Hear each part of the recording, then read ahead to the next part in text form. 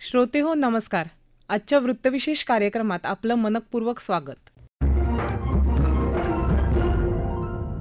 श्रोते हो, देशाच्या विकासासाठी गरजेच्या असलेल्या दळणवळणाकरता इंधनाची गरज सातत्याने वाढते आहे.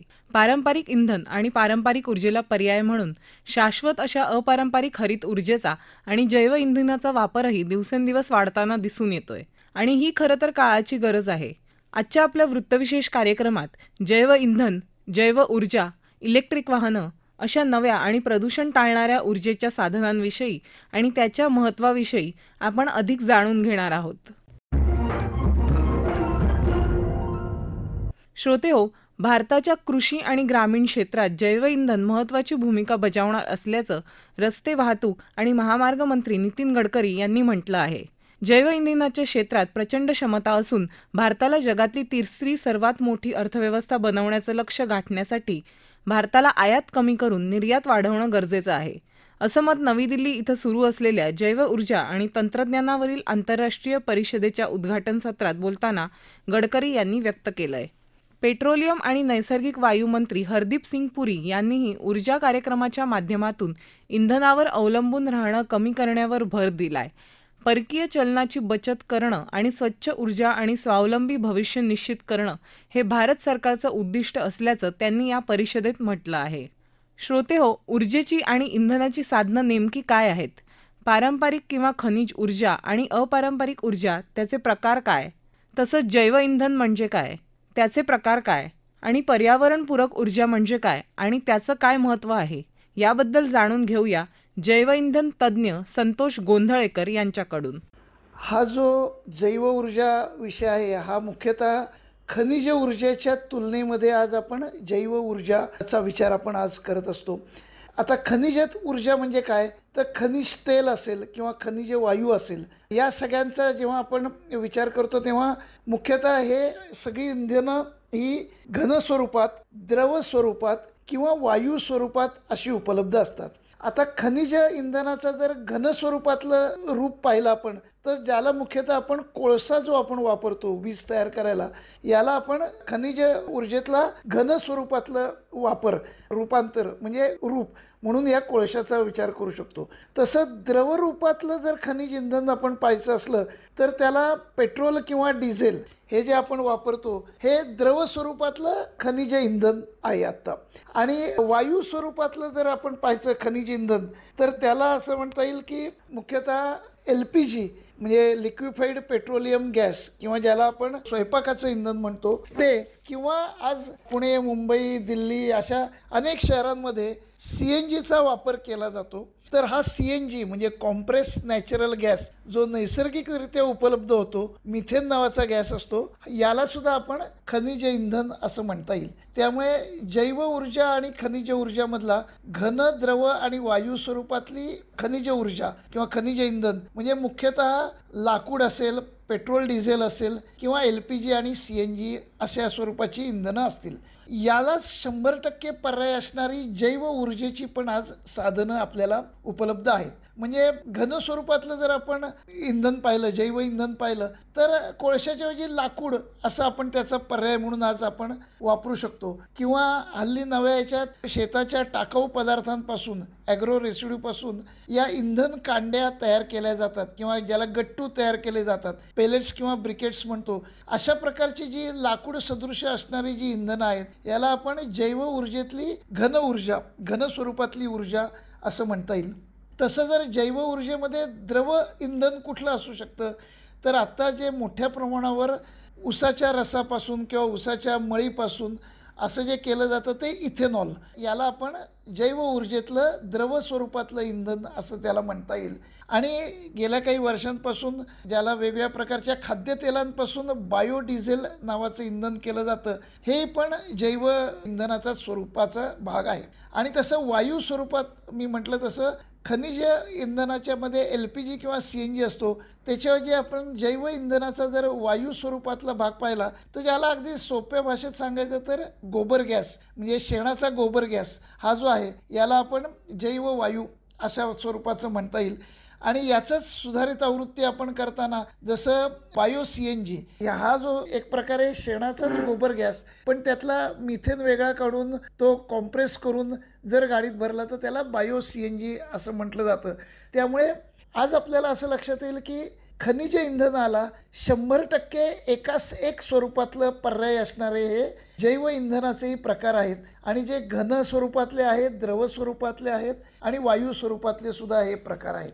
पुढे जेव्हा जातो आपण तेव्हा जेव्हा आपण हे वापरायचं असलं तर अशा कुठल्याही खनिज इंधनाला पर्याय असणारा जर वायू स्वरूप इंधन वापरायचं असलं आणि समाजात नव्याने ते जर प्रस्थापित करायचं असलं तर त्याच्यासाठी आपण आता असं म्हणतो की एक 3 ते 4 महत्त्वाच्या निकषांवर ते यशस्वी ठरले पाहिजेत. म्हणजे मुख्यतः ते तांत्रिकदृष्ट्या सक्षम असले पाहिजेत, ज्याला आपण टेक्निकल फिजिबिलिटी म्हणू अशा इंग्रजीमध्ये. पण तांत्रिकदृष्ट्या सक्षम पाहिजेत, ते आर्थिकदृष्ट्या व्यवहार्यही पाहिजेत, म्हणजे इकॉनॉमिकल व्हायबल पाहिजेत.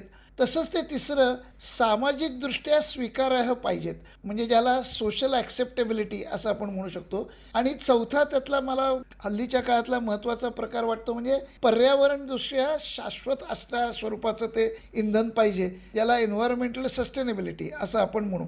त्यामुळे नवी जी ही जैव इंधनं आहेत ही तांत्रिकदृष्ट्या सक्षम, आर्थिकदृष्ट्या व्यवहार्य, सामाजिकदृष्ट्या स्वीकारार्ह आणि पर्यावरणदृष्ट्या शाश्वत अशा प्रकारची ही इंधनं पाहिजेत. आणि आज आता सुदैवानं ज्या गेल्या 50-25 वर्षामधलं जे विविध प्रकारचं संशोधन झालं आहे, या संशोधनातनं आज आपण असं म्हणू शकतो की खनिज इंधनाला 100% एकास एक तुल्यबळ असणारे पर्याय हे जैव इंधनाचे आज आपल्याकडे उपलब्ध आहेत. आणि ज्याचा आत्ताच्या भारत सरकारच्या तर्फे ज्याचा मोठ्या प्रमाणावर वापर करावा असा आग्रह शासनाच्या पातळीवरही धरला जातोय. आणि याच्यातनं अनेक दृष्टीनं आपल्याला फायदेशीर असणारी रचना समाजामध्ये उभी राहू शकते. आज आपण पाहिलं तर हे जे खनिज इंधन ज्याला मुख्यतः पेट्रोल, डिझेल, LPG किंवा CNG आपण आयात करतो, याची आजची किंमत जवळपास 15 ते 20 लाख कोटी रुपयाचं इंधन दरवर्षी Saudi Arabia, Iran, Iraq, Russia अशा विविध देशांमधनं आपण आयात करतो. पण याला जर आपण पर्याय निर्माण केला तर हेच 15 ते 20 लाख कोटी दरवर्षी हे शेतकऱ्याच्या शेतमालातून, ज्याच्यात मग ऊर्जा शेती करता येऊ शकते किंवा भाताचा पेंडा असेल, गव्हाचं काड असेल, सोयाबीनचं कुटार असेल किंवा ऊसाचा बगॅस असेल, ऊसाचं पाचट असेल, अगदी बांबूसारखी वनस्पती असेल, हत्ती गवतासारखा प्रकार असेल, अशा प्रकारे ज्याला झाडाचा कुठला ना कुठला स्वरूपाचा प्रकार. आणि याच्या माध्यमातून जेव्हा आपण ही इंधनं तयार करतो, जी घन स्वरूपातली, द्रव्य स्वरूपातली आणि वायू स्वरूपाची असतील, अशी जर आपण तयार केली तर देशाच्या दृष्टीनं ज्याला ऊर्जा आत्मनिर्भर भारत अशा स्वरूपाचं सुद्धा आपल्याला याच्यात योगदान याच्यातलं मिळवता येईल. आणि याचा खूप मोठ्या प्रमाणावर शेतकऱ्यालाही हे लाभदायक ठरेल. अशा प्रकारे जे पर्यावरणादृष्ट्या सुद्धा शाश्वत आहे, सामाजिकदृष्ट्या सुद्धा शेतकऱ्यालापर्यंत ज्याचा पैसा पोचू शकतो, अशा प्रकारची ही इंधनं आहेत. आणि आर्थिकदृष्ट्या व्यवहार्य आहेत आणि नक्कीच ही तांत्रिकदृष्ट्याही सक्षम असणारे पर्याय आज उपलब्ध झालेले आहेत, ज्याचा जास्तीत जास्त वापर आपण जर केला तर ज्याच्यातनं मगाशी म्हटलं तसं ऊर्जा आत्मनिर्भर भारताचं आपलं स्वप्न हे येत्या काही वर्षात 10 ते 20 वर्षात साकार होऊ शकतं असा विश्वास मला वाटतो. श्रोते हो, ऊर्जेची गरज, उपलब्धता, ऊर्जेचे प्रकार आणि आपल्या देशाच्या अपेक्षा काय आहेत? हरित ऊर्जेचा वापर आणि विजेच्या गाड्यांचा वापर भारताला कसा उपयुक्त ठरणार आहे, याविषयी सांगताहेत बडोद्याच्या महाराजा सयाजीराव विद्यापीठातील अटल बिहारी वाजपेयी धोरण संशोधन आणि आंतरराष्ट्रीय अभ्यास संस्थेचे प्राध्यापक योगेश विनायक गोखले. औद्योगिक विकास आणि सेवा क्षेत्राचा विस्तार करताना ऊर्जेची उपलब्धता हा कळीचा मुद्दा ठरतो. पारंपरिक कोळसा वापरून होणाऱ्या औष्णिक विजेवरचे आपले सध्याचे अवलंबन आपल्याला अपुरे पडणार. त्याचबरोबर औष्णिक ऊर्जेच्या उत्पादनामुळे होणाऱ्या वातावरण बदलाच्या म्हणजेच क्लायमेट चेंजच्या परिणामांमुळे स्वच्छ आणि अक्षय ऊर्जेचे पर्याय तयार करणे ही काळाची गरज आहे. ऊर्जा हा एक बहुआयामी विषय आहे. त्यामुळे ऊर्जाविषयक धोरण हे आपले आर्थिक धोरण, आयात निर्यातीचे संतुलन, खनिज आणि बाकी ऊर्जा निर्मितीचे स्रोत, ऊर्जा वापराची कार्यक्षमता, ऊर्जा निर्मितीचे संशोधन, पर्यावरण आणि वातावरण बदलासंदर्भातले परिणाम आदी करून अनेक विषयांशी जोडले जाते. ह्या अशा बहुआयामी विषयामुळे आपली ऊर्जेची गरज ठरविण्यासाठी ऊर्जेसंबंधित अनेक विषयांमधली उद्दिष्टे आपल्याला प्रथम तयार करावी लागतील. आधी छोटे टप्पे ठरवून मग दीर्घकालीन उद्दिष्टांवर काम करावे लागेल. पेट्रोलचा वापर आणि त्याची आयात यावर आपली खूप भिस्त आहे, कारण देशाच्या विकासामध्ये परिवहनाला अनन्यसाधारण महत्त्व आहे. सन 2014 मध्ये आपण 1.5% इथेनॉल मिश्रित पेट्रोलला सुरुवात केली, तर आज 2024 मध्ये आपण 15% पोहोचलो आहोत आणि 2025 मध्ये 20% पोहोचू. तसेच 2030 पर्यंत 60% गाड्या या विजेवर वापरण्याचे उद्दिष्ट आहे आणि त्यापुढील काळात ते अधिकाधिक वाढत जाईल. आजच्या घडीला आपली ऊर्जेची गरज ही साधारण 6500 टेरावॉट आवर पर इयर आहे. 1 टेरावॉट आवर म्हणजे 1000 कोटी किलोवॉट आवर. 2047 मध्ये ही गरज साधारण चौपट वाढणार आहे. म्हणजेच आपल्याला 2047 मध्ये जवळजवळ 28,000 टेरावॉट आवर पर इयर एवढे ऊर्जा निर्मितीचे उद्दिष्ट ठेवावे लागेल, असे या क्षेत्रातील विख्यात तज्ज्ञ प्राध्यापक काकोडकरांचे म्हणणे आहे. यासाठी भारताने कंबर कसली आहे आणि ऊर्जा निर्मितीच्या विविध आघाड्यांवर काम करायला सुरुवात केली आहे.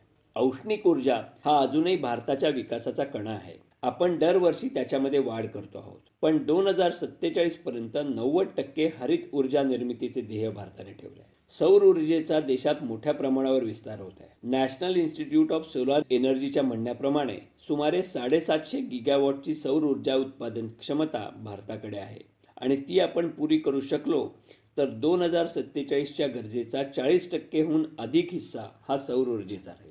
जलविद्युत सुमारे 42 गिगावॉट एवढी ऊर्जा तयार करते आहे आणि अजून 15 गिगावॉटची वाढ ही 2032 पर्यंत अपेक्षित आहे. ऊर्जेची अनेक क्षेत्रे जी संशोधनानुसार वाढत आहेत आणि त्याविषयी अतिशय आशादायक असे परिणाम आपल्याला दिसत आहेत. आण्विक ऊर्जा ही दिवसेंदिवस एक मोठा स्रोत ठरते आहे. सध्या भारताकडे 19 आण्विक प्रकल्प आहेत आणि अजून 14 तयार होत आहेत. आण्विक ऊर्जा निर्मितीचे इंधन तसेच आण्विक कचऱ्याची विल्हेवाट आणि प्रकल्पांची सुरक्षा याविषयीचे तंत्रज्ञान हे वेगाने विकसित होते आहे. त्यामुळे भविष्यात ही ऊर्जा महत्त्वाची ठरणार आहे.